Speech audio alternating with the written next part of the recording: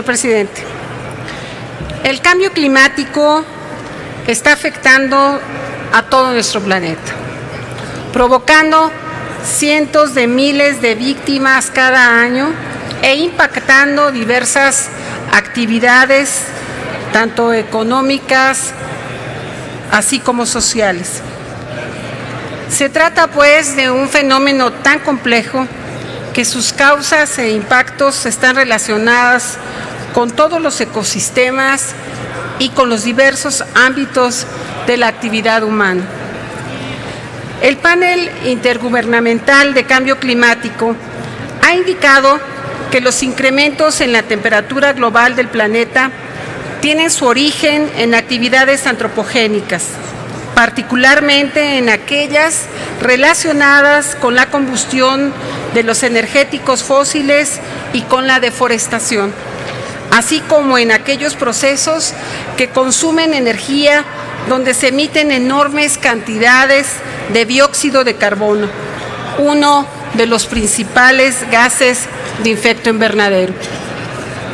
De las numerosas consecuencias que el cambio climático está teniendo, es importante señalar los efectos que no inciden por igual en todas las regiones del mundo, siendo las más desfavorecidas y densamente pobladas las más vulnerables. México no es la excepción. Su situación geográfica, condiciones climáticas, orográficas e hidrológicas, entre otros factores, contribuyen a que nuestro país sea una zona vulnerable, ubicado a este fenómeno como un asunto de seguridad nacional. Es de destacar que las consecuencias más graves de los fenómenos hidrológicos afectan mayoritariamente a los sectores más pobres, quienes, debido principalmente a su condición de pobreza, habitan en viviendas precarias u ubicadas en zonas de alto riesgo y son quienes precisamente sufren mayores pérdidas humanas y económicas. A pesar del vertiginoso avance de los satélites que permiten localizar geográficamente un fenómeno meteorológico, hacer su seguimiento de su trayectoria y de predecir la línea y fuerza de su corta vida, todo resulta inútil si desde la tierra firme no se ponderan las consecuencias previsibles y no se pone en práctica una política activa de prevención durante y después de este acontecimiento. Por ello, uno de los pasos más importantes que puede dar un país para mitigar el impacto de los huracanes es incorporar la evaluación del riesgo y el diseño de medidas de mitigación, que comienza con la compilación de todos los registros históricos de su anterior actividad, determinando la frecuencia y la severidad de ocurrencias en el pasado.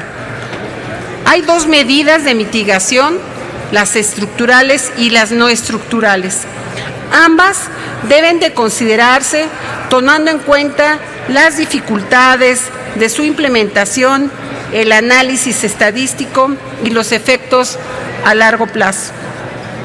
Las medidas no estructurales son las políticas y prácticas de desarrollo que están diseñadas para evitar el riesgo,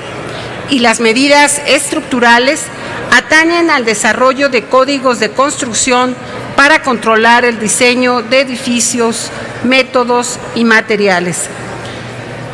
Las autoridades responsables del sector vivienda en México han reconocido esta problemática, que por supuesto se presenta en la construcción de las zonas en riesgo,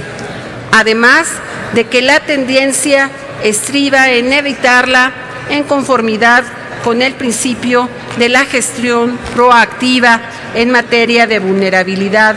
poblacional en riesgo. El riesgo no solo comprende las amenazas naturales, sino que es una combinación de factores sociales, económicos y políticos que vuelve vulnerable a la población y complica la recuperación frente a los desastres. Se debe migrar de la visión atencionista o de respuesta a los desastres hacia el enfoque de la prevención, mitigación o gestión del riesgo,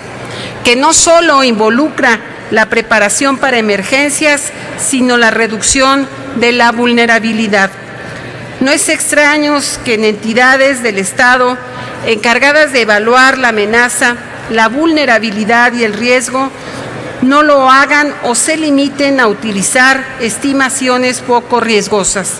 o no formulen ni ejecuten debidamente las mínimas medidas de prevención, mitigación para proteger la comunidad. Evadir no solo la responsabilidad jurídica, sino también la responsabilidad política ha sido una práctica común en países pobres, en los cuales la vulnerabilidad está íntimamente ligada a problemas de desarrollo aún no resueltos.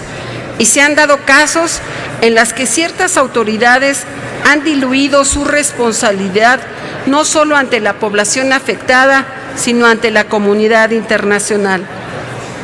Hacer evidente el riesgo y lograr un cambio de percepción en la población es una tarea compleja